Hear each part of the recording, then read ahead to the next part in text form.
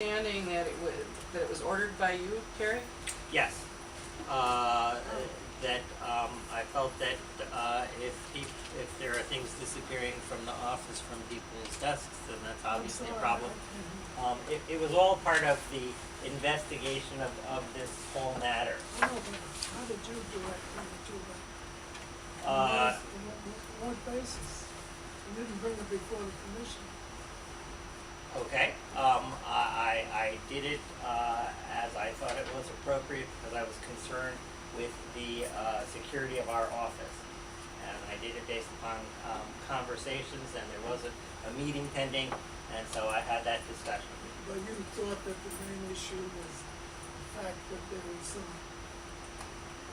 memos that were stolen or lost or whatever. No, I didn't classify a main issue or a sub issue. I just thought that that was an issue. But that was the direction that was given to the investigation, as far as Mr. Morowski, was to find out basically who perpetrated the theft, right? Yes. Yeah. I mean, it wasn't about whether the charges were correct or incorrect that were made by the complaint.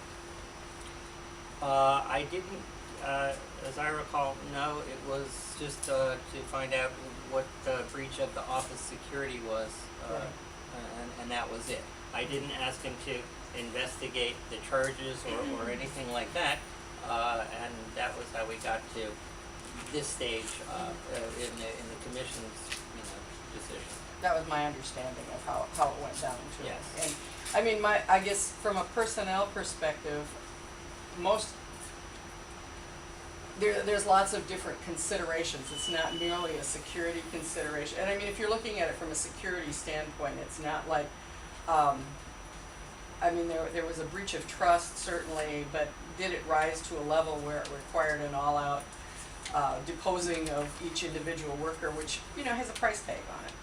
And that's, I guess, where I had a problem with it, because I don't think that most employers would go to that level just because a couple of notes were removed from an office. They wouldn't rise to that level. They would consider the cost. They would say, okay, we're going to, do an internal investigation and talk to people first. I mean, it's, and I think that part of that was what put a chilling impact on this whole situation, because so many of the employees felt violated that they were being deposed instead of talked to as employees, but instead they had to be put under oath as though, and I realize that that's something that's maybe commonplace in this atmosphere, but I don't know that the police department would put people under oath immediately. I mean, I'm not, most employers would do a preliminary investigation and just talk to people, especially when this was, not anything that was like a high theft crime. Somebody's purse wasn't lifted out of their office. It wasn't, it was not equipment that was counting equipment. Right.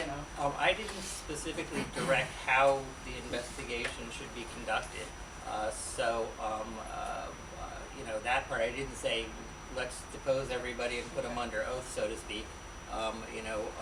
The other thing is this, that I absolutely was concerned with. In fact, we have an organization that is bound to keep the public trust, and as part of that, the internal nature of our documents and our investigations, I think, are need to be maintained with the utmost security.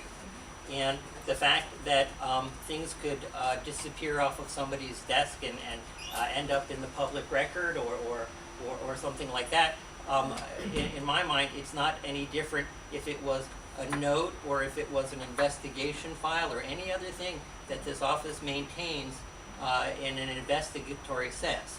And so I didn't see that there was a distinction that some things are okay to disappear from people's offices and some things are okay to keep confidential and other things aren't.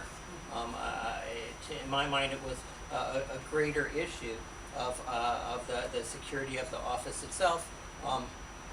Again, where do you draw the line? Where do you pick, like, which things are okay and which aren't? So that was, my view of the matter.